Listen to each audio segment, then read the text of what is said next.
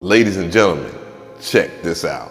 So what I have in front of us right now is the Sonicware Liven LoFi-12. So imagine if the SP404 and the ASR-10 had a baby. Well, you got this right here. And it plays samples chromatically just like the ASR-10, but I'm gonna go ahead and get into the sampling process of it because that's what it does. It does lo-fi and it samples, so that's all this is really about. If you want to learn more about it, I'll have a video in the description box by Marlo Diggs, and you definitely want to check out his video as well because we're gonna dive in and I'll talk more about it as we go through this review. So I busted out the Numark PT01 scratch, which I have linked in the description box, as well as this baby right here. I'm using brakes for hire, but I'll have some good places for some vinyl as well, and we're gonna get to it. So let's go ahead and pick out the perfect brake for the job.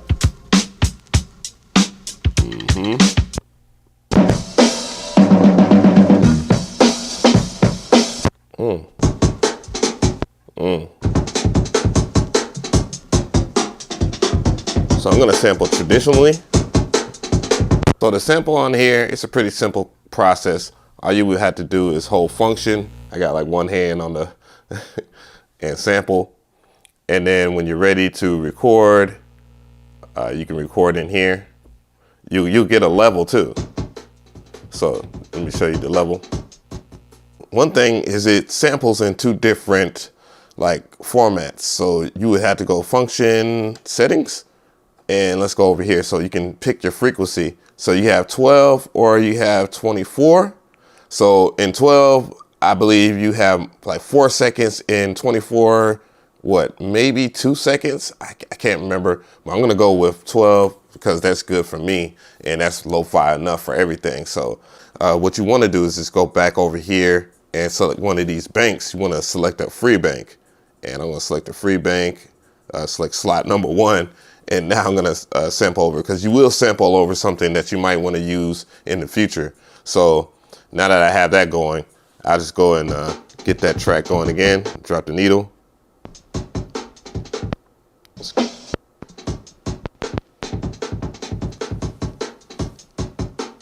All right.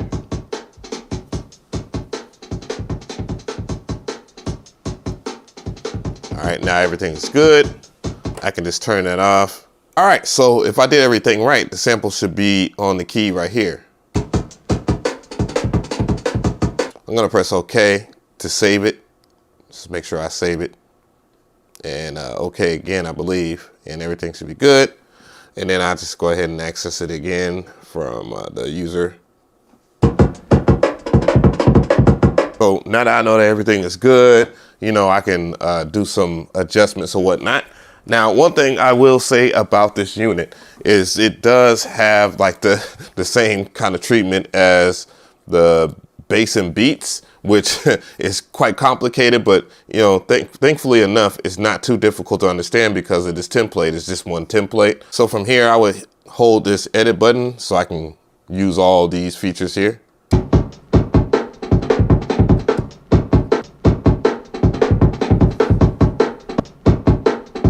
I'll just get the loop perfect.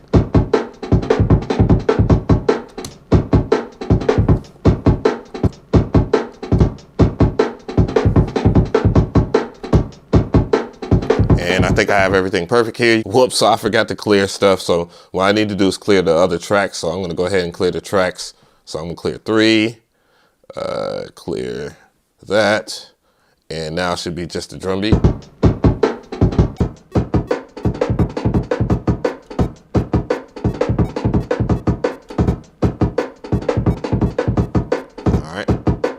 So I know I gotta turn up the BPM just a little bit.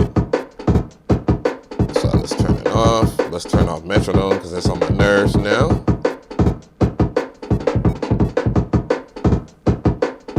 Everything should be good. Now let's go over here and mess with that. Let's get a little bit more volume. BPM.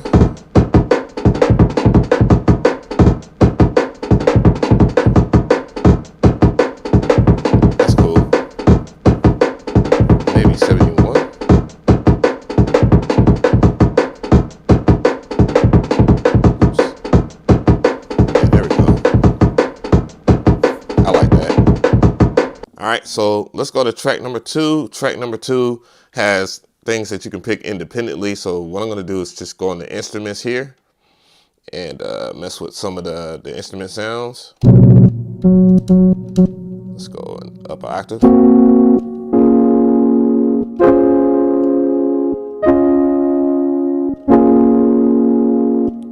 I like that. So hopefully everything will go here. I have my pre-count on and let's get it. All right, so what I'm gonna do is press play and just let it go in to the beat.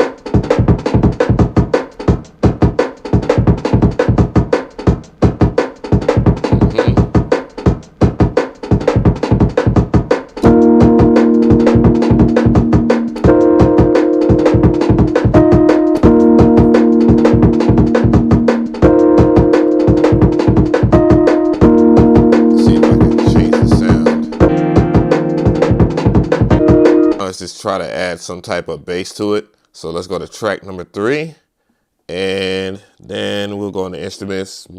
Hopefully it's a bass of some sorts, something good. I need something good. Let's get it.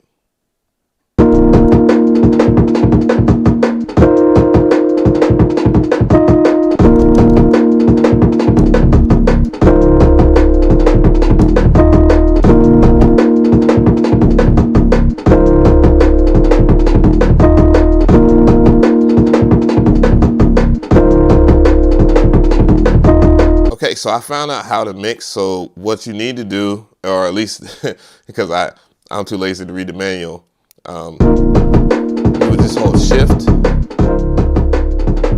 right here and turn down that track. Clearly the bass is a little too loud now, so I'm gonna go over here to this track. And then you can hear just the bass.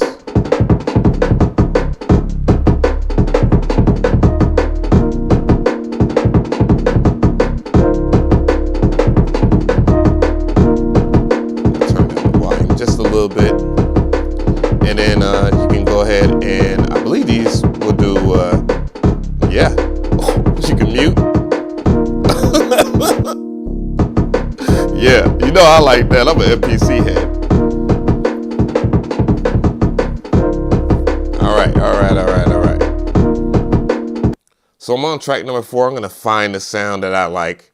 Let's go into another bank. I go into this variation thingy.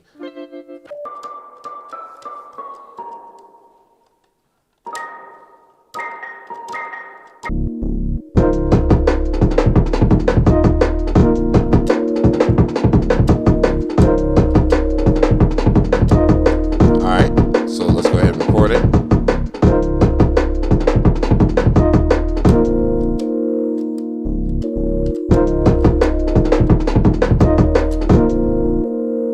Oh, so I just found out that it runs out of polyphony.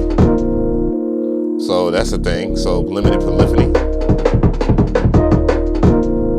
So I'm gonna go ahead and clear that track and do something simple.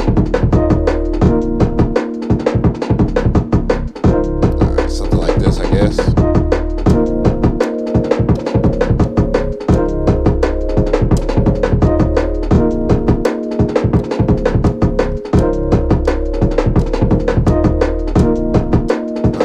So that's cool. All right.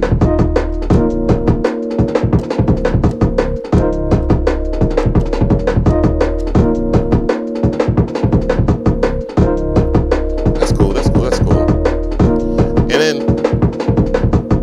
And then there is another feature here. You can do 12-bit. So function 12-bit on.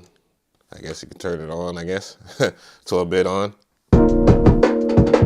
Doesn't sound much like anything.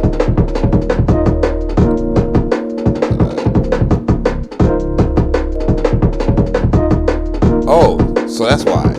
Because it's per track. Okay, cool. Tell me how you feel about this review. I'm gonna tell you right now, this is much better of an experience than I've had with the sample track.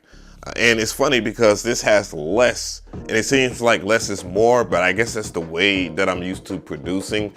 You learn how to work with what you got. And sometimes when you have a whole bunch of options, you end up not having the bare necessities. And I believe that, you know, just having the lo-fi feature, and then it's just a simple sampler with 4 tracks, you start to think outside of the box quicker. It's kind of like what Timbaland was saying when it came down to the ASR-10 versus like Fruity Loops, you know what I mean? Yeah, so it's a very good piece. I definitely like this. I have every other Liven out except for the FM, and I'm probably gonna purchase it after this video because I thoroughly enjoyed this, and it helps you appreciate a whole bunch. And it kind of helps you appreciate the art of sampling even more, seeing that you only have just a few things to work with.